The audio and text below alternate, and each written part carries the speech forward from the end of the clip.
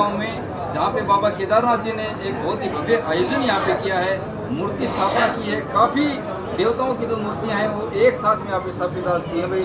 और उसके उपलक्ष्य में यहाँ पे काफ़ी साधु महात्माएं, जितने भी महात्मा जन यहाँ पे पहुँचे हैं, उन सभी महात्मा जनों का विधि पूर्वक जो उनके नाथ परंपरा की जो विधियाँ होती हैं उनके अनुसार उनका सादर और सत्कार यहाँ पे किया है। और फिलहाल आप सामने देख पा रहे होंगे दो महात्मा जी बैठे हैं, वेदनाथ जी और केशवनाथ जी। यहाँ पे दो महान विभूति हमारे पास में बैठी, इनसे बातचीत करेंगे। और मैं जो केदारनाथ जी उनके बारे में क्या कुछ जानते हैं, उनके बारे में कुछ रोचक जानकारी आपके सामने जरूर पहुँचाएंगे। तो मैं जी तो नमस्कार, प्रणाम। आप यहाँ पे पहुँचे हैं, किस उपलक्ष्य में यहाँ पे पहुँचे हैं? मैं जी आपको जिंदल में तो हमारे आदि अनादि सनातन धर्म की जो परंपरा से जो पूरा विश्व है वो आदि अनादि सनातन है, तो सनातन परंपरा हमारे साथ विशेष करके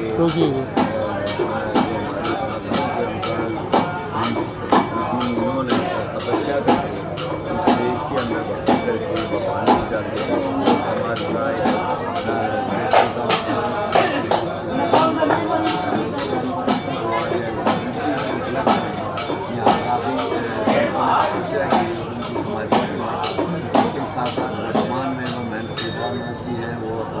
उन्होंने यह किया वो हमारे नाथ संप्रदाय से वैसे तो शिष्य हैं, लेकिन उन्होंने तपस्या करके पीछे 1008 में तपस्या की, क्योंकि तपस्या और ज्ञान और उसके बिना ही भक्ति नहीं होती। इसलिए नाथ संप्रदाय में योगिक क्रिया के साथ साथ तपस्या का भी महत्व है। तो उसकी उन्होंने तपस्या करके पूरे क्षेत्र में एक जागरूकता की और समुदाय के नाते और समाज की सेवा कर रहे हैं। उसी उपलक्ष्य में आज इन्होंने मूर्ति स्थापना किया है, क्योंकि मूर्ति स्थापना हमारी 2-3 युग से चल रही है।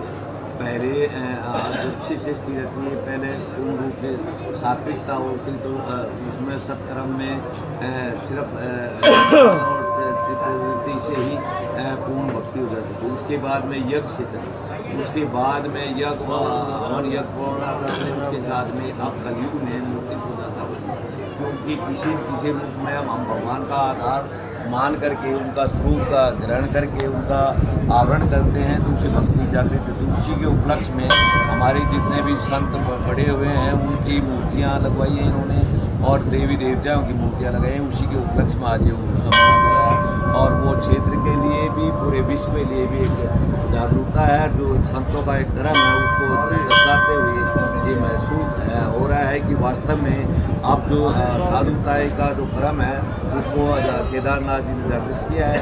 उसी के उपलक्ष्य में हमारे बड़े बड़े महंत पीर सारे जो क्षेत्र से हैं वो आए हुए हैं और साधु संत आए हुए हैं, और विशेष करके समाज के जो समाज सेवी भगत हैं वो लोग भी आए हुए हैं। उन्होंने जो सेवा की है उससे हमारे देश की भी और पूरे विश्व की शांति के रूप में और एक जो नींव रखी जाती है वास्तविकता हमारे मनुष्य होने की, उसका उपलक्ष्य में ये कार्यक्रम किया जाता है। इसलिए हम साधु होने के नाते केदारनाथ जी को पूर्ण रूप से एक आशीर्वाद देते हैं, और समाज की जिस प्रकार ये तपस्या करके और समाज को एकत्रित करके समाज की सेवा करते हैं, उसलिए काफ़ी समय से, काफ़ी अच्छे से आप केदारनाथ जी को जानते हैं, तो उनकी तपस्याओं के बारे में, उनकी जो सिद्धियाँ हैं उनके बारे में कुछ देखिए। कहते हैं साधु का और अग्नि का दबी हुआ था, उसका कोई था नहीं होता है। आपके अग्नि दबी हुई है, उसमें कितना क्या है ये कहना हर एक के बस की बात नहीं है। हम प्रत्यक्ष में या अप्रत्यक्ष में देखते हैं वो अलग अलग क्रियाएं होती हैं। कोई साधु आपको किसी रूप में दिखता भी नहीं है, वो पूर्ण रूप से अंदर भगवान का जाप करता रहता है। कोई अपने तप और तपस्या से दर्शाता है, तो उसके था का किसी का कोई पैमाना नहीं किया जाता। इसलिए ये पूर्ण रूप से तप और तपस्या में लगे हैं, ये इनका सबसे बड़ा। ये तो वही देखिए साधु प्रवृत्ति है, आप साधु का थोड़ा आपने पहन रखा है। आप विशेष गद्दी से बात, कौन सी गद्दी से आते हैं आप? मैं वैसे तो भिवानी है, श्री जोगी वाले के और नाथ संप्रदाय से, ये हमारे परिवार से सारे नाथ संप्रदाय योग ये तो चलो, आप तो भक्ति भावना आपकी जो नस नस में बसी होती है, आपको सारी योगी क्रिया भी पता होता है, सिद्धियाँ आपको पता होती हैं, आप एक विशेष गुरु के जो चले होते हैं उनसे सारी प्रक्रिया आपको पता होती है। लेकिन मैं सब पूछना चाहूँगा आपसे, एक मेरा सवाल है कि आप तो भक्ति कर लेते हैं, लेकिन हमारे जैसे आप सामने देख पा रहे हैं इतने लोग बैठे हुए हैं, गृहस्थ जो लोग हैं, वो कैसे मतलब भगवान को प्राप्त कर सकते हैं, भक्ति भावना कर सकते हैं, अपना उद्धार कर सकते हैं, इसके बारे में थोड़ा सा बताएं। देखिए, आत्मा चेतना का सबसे बड़ा पहले मर्यादा का भगवान राम ने हमारे मर्यादा पुरुषोत्तम, उन्होंने मर्यादा के तहत रह करके जीवन का एक संस्कार बनाया जाता है। उस संस्कार के जरिए फिर आगे चल आदमी कर्म का कर्म क्या है, तप ज्ञान योग से तुझे सत्संग बड़ा बताया, सत्संग छोटा बड़ा बना दे, सत्संग संगति एक आदमी को छोटा बना दे।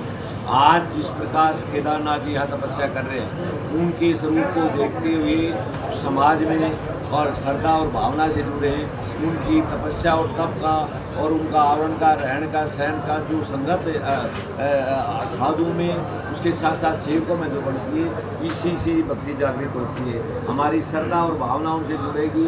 वो जिस प्रकार से परमात्मा का अध्ययन का, जाप का, तप का जो हमको व्याख्यान करेंगे, उससे हम चलेंगे, उसी से आगे जागृत होती है। इसलिए इसमें पहले कर्म है हमारी आत्मा की शुद्धि के लिए, संसारिक कर्म को बंधनों से मुक्ति होने के लिए।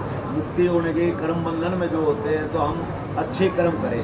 जो मानसिकता से हमारे पुराणों में, हमारे पूर्वजों ने, हमारे माता पिताओं ने, हमारे गुरुजनों ने जैसे कर्म की शुद्धिकरण के लिए शास्त्र और विद्वान बन रहे थे, जो आदि अनादि हमारा सनातन धर्म है, उसके तहत चल करके ही आदमी आते थे। उसमें हम सब जीव एकत्रित हो जाते हैं। उसके अंदर निखार करके संतों का महत्व सबसे बड़ा माना गया कि संत की रहनी सहनी और तपस्या से वायुमंडल शुद्ध होता है। उसके जो शरण में आता है, फिर वो उसको उसी प्रकार की ज्ञान और वो प्राप्त होता है। उस ज्ञान की प्राप्ति से सेवक लोग उसमें चलते हैं और चल करके आकर के समाज की सेवा कर करके, और उसके साथ साथ भक्ति का जागृत भी प्राप्त हो जाता है। क्योंकि हम जैसा कर्म करेंगे वैसा तो भोगेंगे, लेकिन भक्ति की जागृति के लिए हम मन चित्त वृत्ति को शुद्ध करने के लिए उस परमात्मा का भजन करेंगे।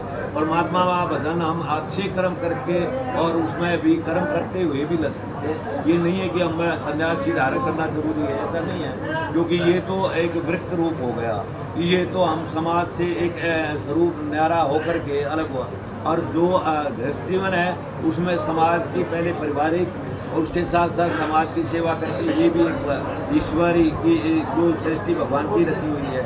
कोई अपने तो रचि नहीं, तो उस सृष्टि को रचाने में शुद्ध और अच्छे कर्म करके, उसको कल्याण करके और चित्त अपने शारीरिक और मन चित्त वृत्ति से शुद्ध कर्म करके और परमात्मा ध्यान करते हैं, तो वो भी एक भक्ति है। तो अगर शॉर्ट में बात को कि है मानो शुभ कर्म करेगा फल मिल जाए, आज नहीं तो कल मिल जाए। तो बात इतनी सीधी है, पूरे विस्तार से महंत जी ने समझाई है। और जो सात महात्मा होते हैं भाई, उनके अंदर मैंने एक प्रवृत्ति और देखी है। काफ़ी महात्मा देखे भाई, शुरू भाई की गम देखी, इनके वैसे उड़ाए, मतलब धुआं उड़ता मिलेगा आपको।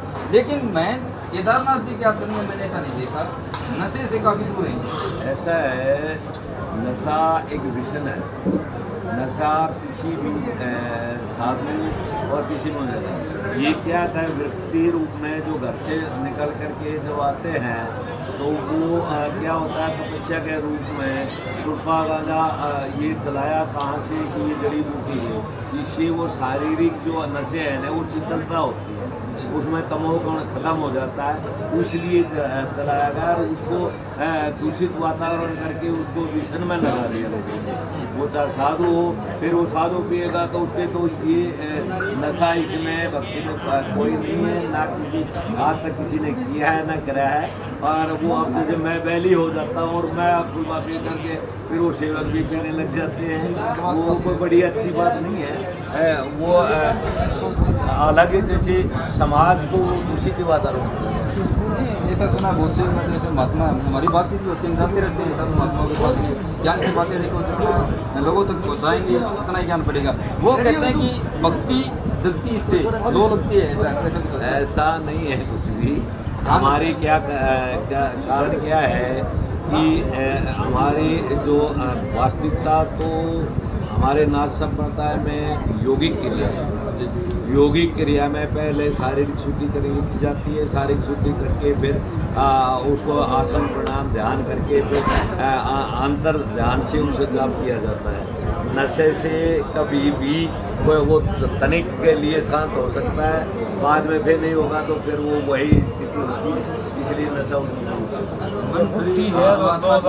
पवित्र होगा तो ही नहीं सफल होगा। मैं थोड़ी देर नशा करके आँख मीच लूँगा, फिर थोड़ी देर में बाद में फिर वो ध्यान आएगा, उससे कोई बड़ा क्रिया नहीं है।